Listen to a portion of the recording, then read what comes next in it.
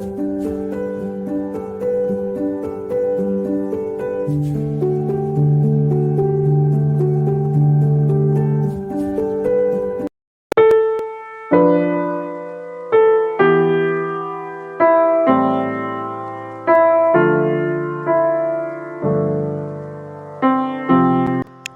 saudara terkasih, hari ini Kamis 13 Oktober 2022.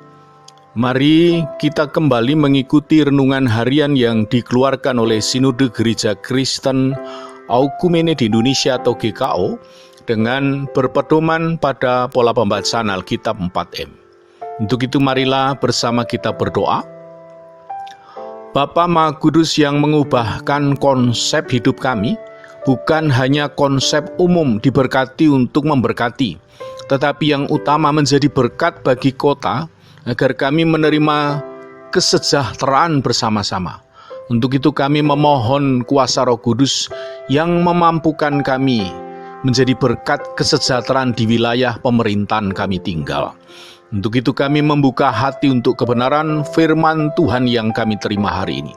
Dalam nama Tuhan Yesus, sumber kekuatan yang mengubahkan, kami berdoa dan menerimanya. Amin.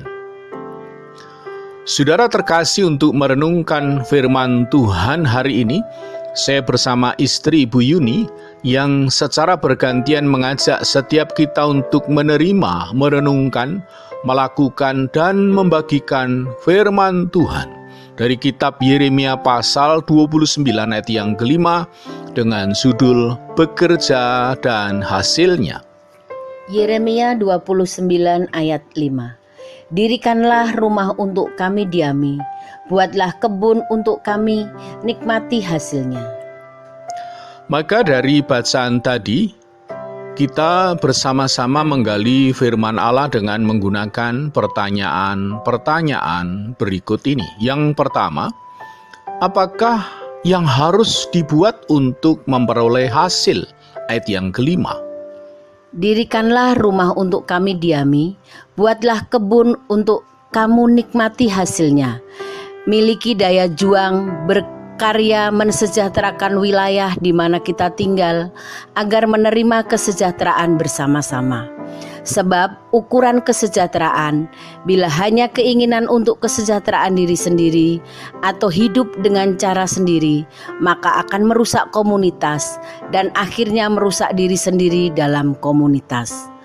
Allah telah memerintahkan umat memperjuangkan kesejahteraan, yaitu menimbulkan keadaan, kedamaian, kemakmuran, dan kesehatan bagi Babel. Bukan dengan bertindak sendiri atau mengandalkan cara hidup yang menyimpang dari kehendak Allah. Latar belakang kitab Yeremia pasal 29 ayat 1-9.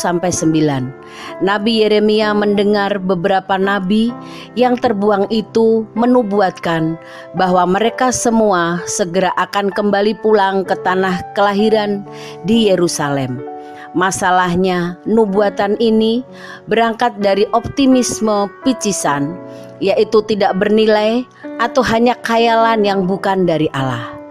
Bandingkan Yeremia 29 ayat 8-9 yang menyatakan jangan mau diperdayakan oleh nabi palsu dan jangan dengarkan mimpinya karena mereka bernubuat palsu.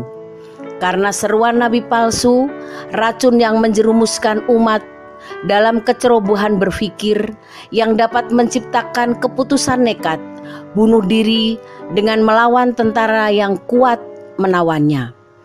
Maka Nabi Yeremia menuliskan surat dengan seruan, terima kenyataan ini dengan bergantung penuh pada Allah, sabar menunggu proses pemulihan Allah dengan mendirikan rumah, menetap dan berkebun untuk menikmati hasilnya, agar tidak bergantung pada Babel, tetapi menjadi berkat bagi Babel. Puji nama Tuhan. Jadi, bagaimana umat hidup menikmati hasil usaha mensejahterakan wilayah pemerintahan di mana kita tinggal? Mengikuti cara hidup dari Allah, bertindak cerdas, memberdayakan potensi, bukan bergantung pada pengasihan Babel atau orang lain. hidup menikmati hasil usaha, dan mensejahterakan wilayah di mana kita tinggal dengan bekerja keras sebagai ibadah dan syukur kepada Allah. Miliki mental pejuang, orang menabur pasti menuai, di tengah krisis tetap menjadi berkat. Roma 8 ayat 28. Kita tahu sekarang bahwa Allah turut bekerja dalam segala sesuatu untuk mendatangkan kebaikan bagi mereka yang mengasihi Dia, yaitu bagi mereka yang terpanggil sesuai dengan rencana Allah. Haleluya. Pertanyaan yang kedua, mengapa harus bekerja? Pada ayat yang kelima. Israel harus membawa dampak baik bagi bangsa penindasnya untuk membawa orang Babel mengenal Allah yang benar, seperti kerja keras Daniel, Sadrah, Mesah, dan Abednego sebagai penasehat Raja Nebukadnezar di Babel. Bandingkan Daniel 1 ayat 5-6 dan Daniel 4 ayat 27. Harus bekerja keras untuk kesejahteraan kota. Umat Israel diperintahkan menciptakan keadaan kedamaian, kemakmuran, dan kesehatan bagi Babel. Demikian juga seluruh umat bekerja keras untuk kesejahteraan gereja, kota pemerintahan di mana kita tinggal, dan negara tercinta Republik Indonesia. Maka selaku karyawan yang loyal, bekerjalah yang berkualitas, bukan asal kerja dan untuk mengejar upah saja.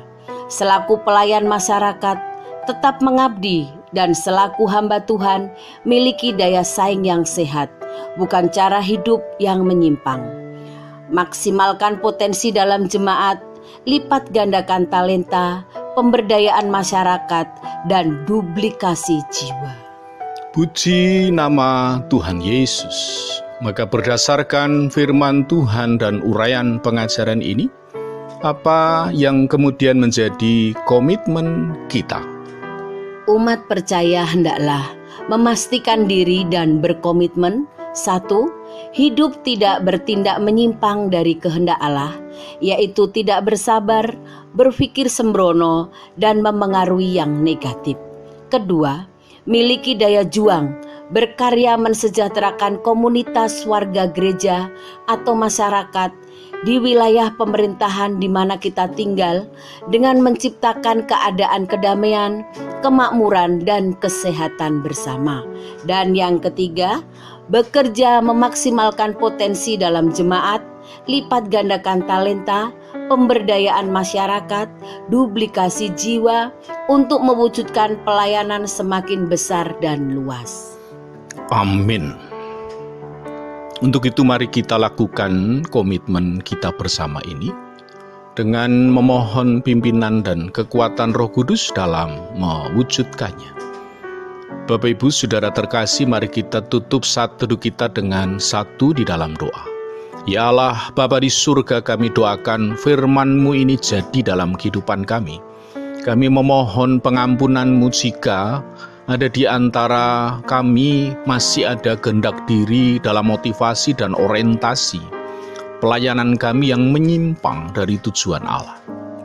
Kami juga memohon kepadamu ya Allah, kasih-Mu saja yang bekerja dalam diri kami, mengubahkan karakter hidup kami ke arah perkenanan-Mu, dan sisa waktu hidup kami hanya untuk bekerja keras demi membawa atau menciptakan keadaan kedamaian, kemakmuran, dan kesehatan bersama.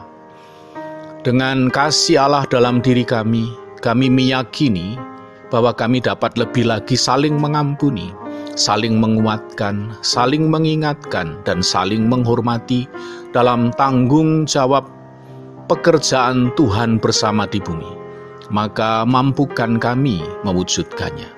Kami juga doakan bagi siapa saja yang mendengarkan renungan harian hari ini, agar kami semua dapat hidup semakin memiliki bukti bahwa karya Allah itu nyata menimbulkan kesejahteraan bagi sesama, sehingga kami semua hidup mencapai maksud Tuhan, dan hidup kami semakin berdampak luas, berdampak lebih besar menjadi solusi bagi sesama serta alam semesta di sisa waktu hidup kami di dalam dunia.